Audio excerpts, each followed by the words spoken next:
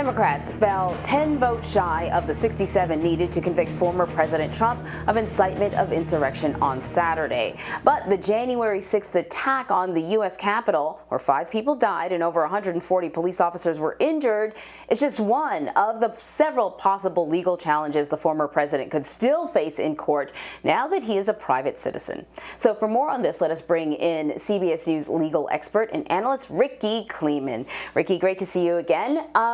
So, you know, Democrats were saying sort of all along, if you don't convict him on this, then, you know, what does it take to get successfully impeached around here?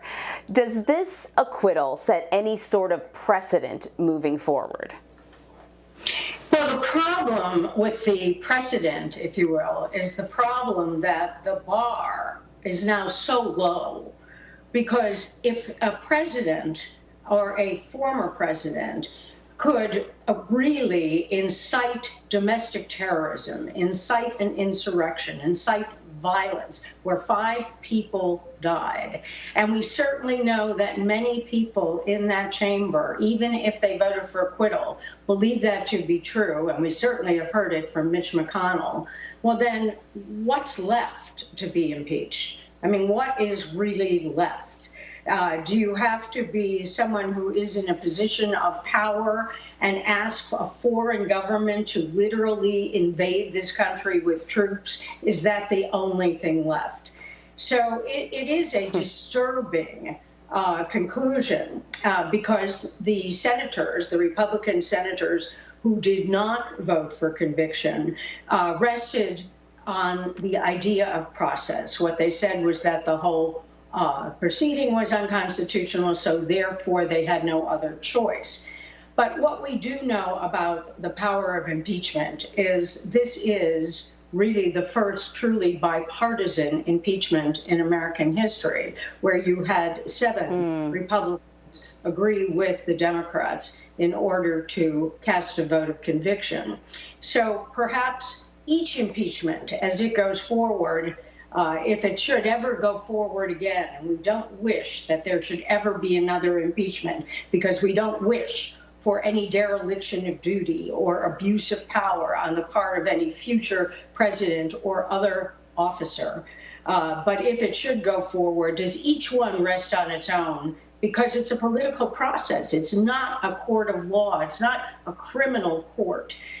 So perhaps we say that although the precedent may be considered terrible because the bar is so low, perhaps each one is, as the lawyers would say, ready for this, sui generis. Each one stands on its own. Because if you look back at other impeachments, the facts of each one are so different. I see. I always learn something new with you. I'm about to Google that whole phrase there, though. So listen, shortly after voting to acquit Mr. Trump, Senate Minority Leader Mitch McConnell spoke. His speech was very interesting. He spoke on the Senate floor. And he said the former president was practically and morally responsible for the Capitol riots. I want to play some of that sound. President Trump is still liable for everything he did while he was in office as an ordinary citizen. We have a criminal justice system in this country. We have civil litigation. And former presidents are not immune from being accountable by either one. So, could the former president face criminal charges for inciting the January 6th riots now that he is a private citizen? As I understand it, the level that the proof they may need more proof to do that, but you can sort of hash it out. I mean, is he vulnerable in that area? Yes, he's vulnerable, but you have to remember, Anne-Marie, as I have said often, this is not simply a legal calculus, it's a political calculus. Joe Biden, before he was elected president, certainly had said words to the effect that we don't go after the vanquished. We don't go after our political opponents in the criminal justice system through the Department of Justice. That's what they do in banana republics. When you win, you go to put the other guy in prison. So we know that that's out there in the past.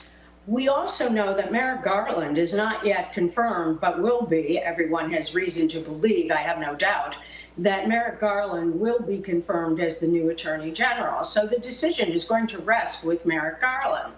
Merrick Garland will be, according to President Biden, completely independent of the White House. That is, the Department of Justice will run the way it is supposed to be run, which is as an independent body, deciding through the use of prosecutorial discretion which cases should go forward and which cases should not. But the political calculus cannot be negated here. Merrick Garland is not living in a vacuum. So as a result of having heard President Biden's statements in the past, as a result of having consultations, I assume, with his chief deputies, do they want to put the country through this to actually prosecute and potentially put in prison a former president, with all that that will entail in terms of further dividing the country when Joe Biden is run on a platform of unity? At the same time, does a prosecutor simply use his prosecutorial discretion and say, look, I have to follow the law? And if the law tells me and tells those who work for me after investigation that, in fact, he, that is Donald Trump, meets all of the criteria to go forward with a charge of an incitement to riot or conspiracy to commit sedition, well, then perhaps I have to simply follow the law. By the way, Anne-Marie, I have to add one thing, which I do find a bit curious. There is also a prosecutor who does municipal cases, violations in the District of Columbia. And he has made some noise about making a case for a violation of a municipal misdemeanor. If it comes to that, I think that would be looked at as very petty. And also, he would not, with a misdemeanor, have the ability to get Donald Trump back into Washington, D.C. So I say the whole thing rests with Merrick Garland as to whether or not there will be a federal indictment from the Department of Justice. But that's only one of Donald Trump's problems. Exactly. Funny you should bring that up, because Georgia is quickly becoming another problem. And I remember when I heard about, the second impeachment, I wondered why they didn't just zero in on the phone call that he made pressuring, election officials down there to find more votes, because I thought that was a very obvious case of abuse of power. Well, it turns out that phone call now is, the subject of a criminal investigation. What sort of charges could the former president face? I think we should all keep our eye on Georgia. There is going to be a grand jury that is going to be impaneled in March. You have a new district attorney who appears to be fierce and unafraid.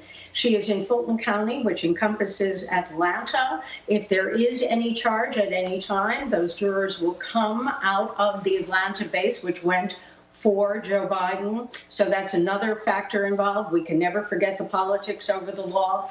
And let's look at the three possible charges here. And then I want to add one more. We have criminal solicitation to commit election fraud. Then we have conspiracy to do that criminal solicitation to commit election fraud. And finally, we have intentional interference with someone's performance of their election duties. So those are the three charges. They can be charged, two of them can be charged as felonies or misdemeanors. However, it doesn't end there, because this DA has not been afraid to go for the gusto. And she went after a group of educators under a RICO case. That's a racketeering, influence, corruption offense under state law. That's really the big one. Whether or not she would look at Donald Trump and his associates, meaning Lindsey Graham, who also made a phone call back in November, having to do with mail-in ballots, Rudy Giuliani, who communicated and argued about different issues of so-called election fraud, and Donald Trump's phone call in January, as well as a phone call earlier, that she has the ability as the leading prosecutor to say, I'm following the evidence wherever it takes me. And if what I see here looks to me like a criminal enterprise, even though in real life it may be legitimate, and it is using criminal means to go to a desired result. I would not be surprised if she went to that level. This is the case to watch. My eyes are wide open beginning in March looking at this.